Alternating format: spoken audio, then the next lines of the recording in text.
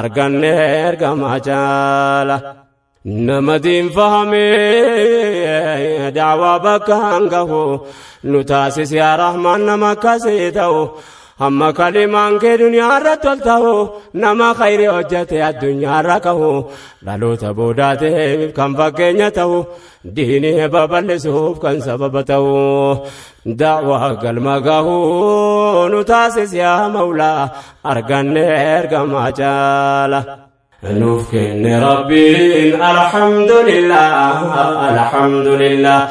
فنعم المولى أرقني كما جال نفكن ربين الحمد لله فنعم المولى أرقني كما جال نفكن ربين الحمد لله فنعم المولى أرقني كما جال فنعم المولى أرقني كما جال فنعم المولى أرقني كما جال ربي نندى بك رقاتنا جو